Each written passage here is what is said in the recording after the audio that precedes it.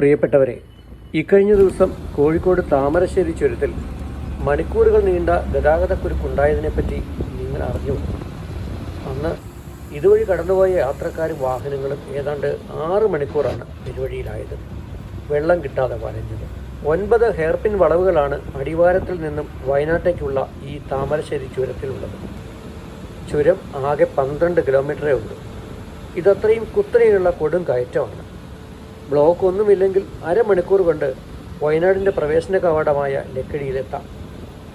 ഇതിനിടയ്ക്ക് ഏതെങ്കിലും ഒരു വണ്ടി വശപ്പിശകായി കിടന്നു പോയാൽ മണിക്കൂറുകളോളം അപ്പുറത്തും ഇപ്പുറത്തുമുള്ള വണ്ടികൾ കുടുങ്ങിപ്പോകും. ഞാൻ ഈ കഴിഞ്ഞ ദിവസം വയനാട്ടിലേക്ക് പോയത് ഈ താമരശ്ശേരി ചുരം വഴിയാണ്. നമുക്ക് വയനാട്ടിലെത്താൻ വേറെയും ചുരങ്ങളുണ്ട് കേട്ടോ. തലശ്ശേരിയിലെ കണ്ണവം എന്ന സ്ഥലത്ത് നിന്നുള്ള പെരിയ ചുരം, കൊയിലാണ്ടിയിലെ കുറ്റ്യാടിയിൽ നിന്നുള്ള ഏനച്ചിറൻ ചുരം, കുറ്റിയാടി ചുരം, താരിയോട്ട് ചുരം, നിലമ്പൂരിൽ നിന്നുള്ള ചോലാടി ചുരം എന്നിവയാണവ. കോഴിക്കോട് നിന്നും രാവിലെ പുറപ്പെടുന്ന മാനന്തവാടി എക്സ്പ്രസ്സിലാണ് എൻ്റെ യാത്ര.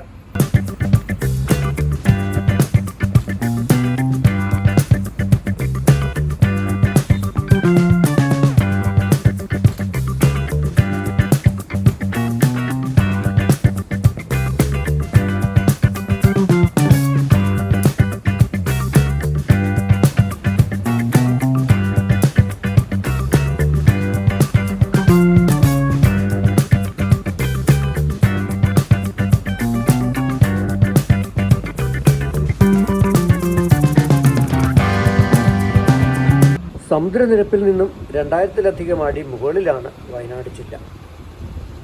മലബാറിലെത്തിയ ബ്രിട്ടീഷുകാരാണ് ഇന്നത്തെ വയനാടിന് പരിഷ്കാരത്തിൻ്റെ വാതിൽ തുറന്നുകൊടുത്തത്. അവർക്ക് അങ്ങോട്ടേക്കുള്ള വഴി ആദ്യമായി കാണിച്ചു കൊടുത്ത കരിന്തണ്ടൻ എന്ന ആദിവാസിയെ ബ്രിട്ടീഷുകാർ കൊന്നുകളഞ്ഞുവെന്നൊരു പഴയ കഥയുണ്ട്. ചുരം കയറി മുകളിലെത്തുമ്പോൾ കരിന്തണ്ടൻ്റെ ആത്മാവിനെ ബന്ധിച്ച ചങ്ങലമരം ഇപ്പോഴും ലക്കിടിയിൽ കാണാം.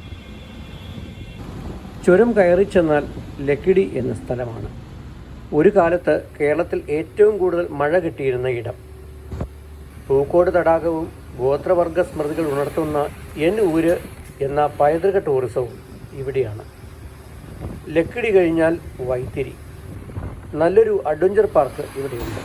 പിന്നെ മാനന്തവാടിയിലെ പഴശ്ശി കുടീരം, കാരാപ്പുഴ ഡാം ടൂറിസം, അമ്പൂത്തിമലയിലെ എടയ്ക്കൽ ഗുഹ, സുൽത്താൻ ബത്തേരിയിലെയും കൽപ്പറ്റയിലെയും ജൈന സങ്കേതങ്ങൾ, ബാണാസുര സാഗർ ഡാം, സൂചിപ്പാറ കാന്തൻപാറ വെള്ളച്ചാട്ടങ്ങൾ, തോൽപ്പെട്ടി വന്യമൃഗ സങ്കേതം, തിരുനെല്ലി ക്ഷേത്രം, പുൽപ്പള്ളിയിലെ ലവകുശ ക്ഷേത്രം, നൂൽപ്പുഴയിലെ പൊൻകുഴി തീർത്ഥം, വള്ളിയൂർക്കാവ് അമ്പലം എന്നിങ്ങനെ എന്തെല്ലാം കാണാനുണ്ട് വയനാട്ടിൽ. അവിടങ്ങളിലൊക്കെ പോകണം എന്ന് ചിന്തിച്ചുകൊണ്ട് എൻ്റെ യാത്ര തുടരുകയാണ്.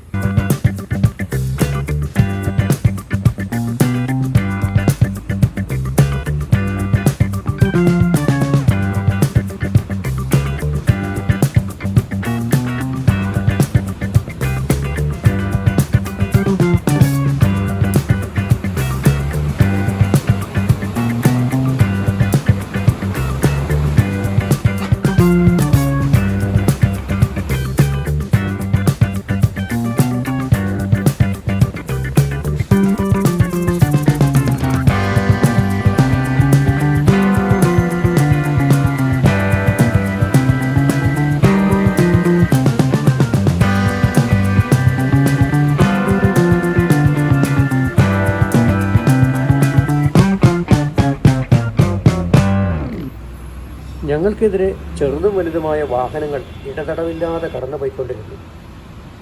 അവയിൽ ഭാരം കൂടിയ വണ്ടികളും നീളം കൂടിയ വലിയ ബസ്സുകളുമുണ്ട്. വലിപ്പം കൂടിയ വണ്ടികൾ ഹെയർപിൻ വളവ് കടക്കുമ്പോഴാണ് ഗതാഗത പ്രശ്നമുണ്ടാകുന്നത്. റോഡിൻ്റെ വശങ്ങളിൽ അഗാധമായ കൊക്കയാണ്. അതുകൊണ്ട് വളരെ ശ്രദ്ധിച്ച് വേഗത കുറച്ച് മാത്രമേ ഇതുവഴി വണ്ടി ഓടിക്കാനാവൂ. ആദ്യമായി ഇതുവഴി പോകുന്നവർക്ക് ശ്വാസം നേരെ വീഴണമെങ്കിൽ അങ്ങ് മുകളിലെ വ്യൂ പോയിന്റിലെത്തണം. പിന്നെ അങ്ങോട്ട് കുറേ ദൂരം നിരപ്പായ പ്രകൃതിയാണ്. വയനാട്ടിലേക്കുള്ള ഏറ്റവും തിരക്കിട്ട മലമ്പാതയാണ് താമരശ്ശേരി ചുരം. ഊട്ടി, മൈസൂർ എന്നിവിടങ്ങളിലേക്ക് ഇതുവഴി എളുപ്പത്തിൽ പോകാവുന്നതാണ്. വയൽനാട്, വഴിനാട്, വനനാട് എന്നിങ്ങനെയായിരുന്നു വയനാടിന് ആദ്യമുണ്ടായ പേരുകൾ. സംസ്കൃതത്തിൽ മായക്ഷേത്രം എന്നൊരു പേരും ഉണ്ടായിരുന്നു. അത് മലയാളത്തിൽ മയനാടും വാമൊഴിയിൽ വയനാട് എന്നും മാറിയതാവാം.